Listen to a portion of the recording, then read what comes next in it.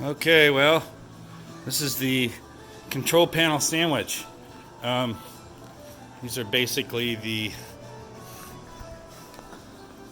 this part of the new control panels times two. So they're kind of sandwiched together right now. The weights are on just to keep them square while they dry. These are just they're glued, and I just shot some finishing nails in through with my air nailer there, and those will just be cut off. The nails are only there to hold it in place while the glue sets, and yeah, so it's coming along. Once we get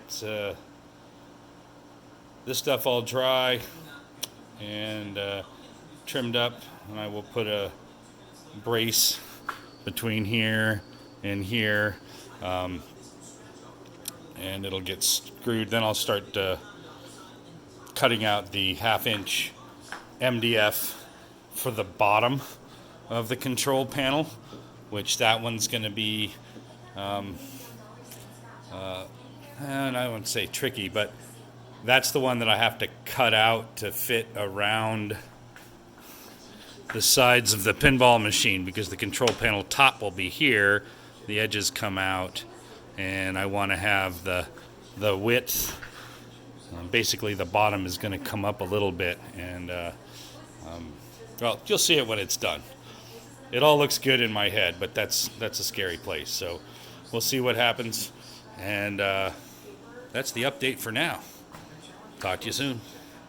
Okay, so we have the bottoms for the control panels cut out.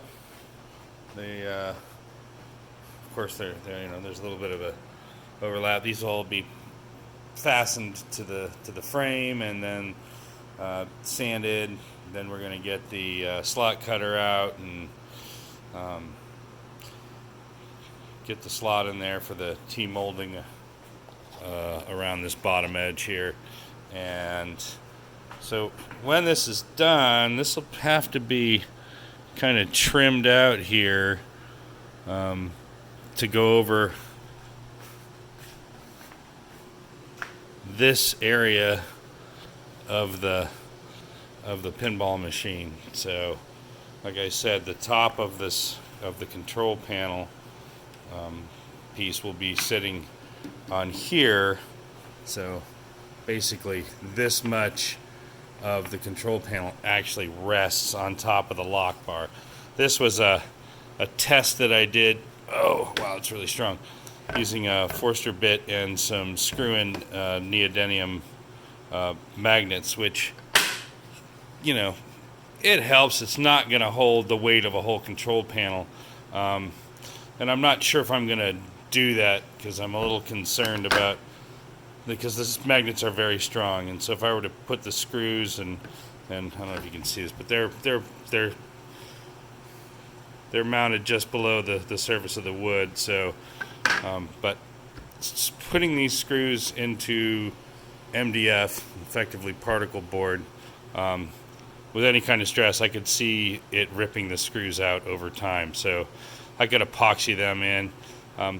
If it's necessary, I will go ahead and add recessed magnets to the bottom of the control panel. But anyway, that part will sit on top of this, and unfortunately I don't have a wide body cabinet here, and I'm not going to start cutting anything until I have the actual cabinet here. I can guess. I've searched for dimensions online.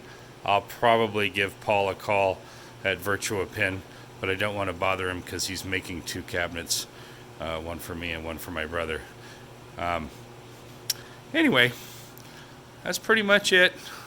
I'm going to get to work on this and hopefully get to the point where I can start punching the holes in the front here for the flipper and MagnaSave buttons, the player 2 start, player 2 coin. I may put a special button in the front there, I doubt it.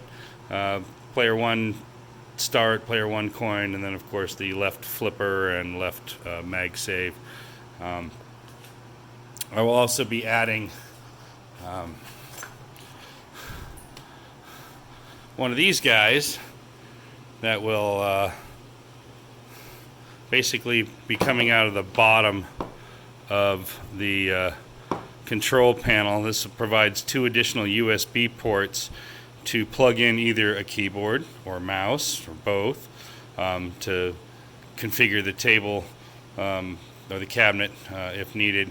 Also primarily for game pads, so 4-player games or games that require analog sticks, because I did not put an analog stick on my control panel because I wanted to keep it very clean and not cluttered with too many buttons. So like this one over here, this was, I've said it before, this is from a cabinet that I built like over 20 years ago, and this is an awesome analog flight stick, but it takes up a tremendous amount of space underneath, and it just makes the whole control panel very busy. So this is effectively the same control panel less the analog stick, and it's just really much more streamlined. So anyway, that's it. I'll give you another update when I have one. See ya.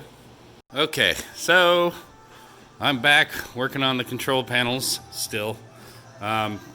This one's all clamped up at the bottom, clamped to it with the extra support. So one of the things that we had to do was to put these back braces in, not really because it needed any more structural support, but because when I come in to this 1/2-inch thick MDF with the slot cutter, it's gonna come in pretty far. I think it cuts about a 1/2 inch deep. I could adjust that, but I didn't want to run the risk of hitting any nails with the slot cutters. So basically, this is all glued, and I've got some screws that are coming up from the bottom into here. So when I run it through the router table with the slot cutter, I have no worries of hitting any fasteners in there, because that'll kind of ruin your day and your router bit. And you know, although I like going to the hardware store, I don't like having to go to the hardware store. So this one's all clamped up. This one's for my brother, and here's mine over here with all the parts ready for me to do. Unfortunately, I don't have a whole ton of clamps, so I have to wait for that one to dry before I can do this one. And then we see we have this edge here, which that'll all get trimmed off. So back from the cabinet making days and countertop days, this bit basically is for Formica, but it also works great for trimming stuff. So this will run along the edge of the pine wood, and this bit here will actually trim off the MDF so it's flush. That way, this has got the vacuum on it. It'll suck up all that MDF dust. Not good to breathe. So I'd rather do that than try to use a belt sander, and this will make it perfectly flat and flush with the rest of the control panel. So then we'll change that out, put the slot cutter in, and keep going. Anyway, that's about it for now. Talk to you guys soon. Bye.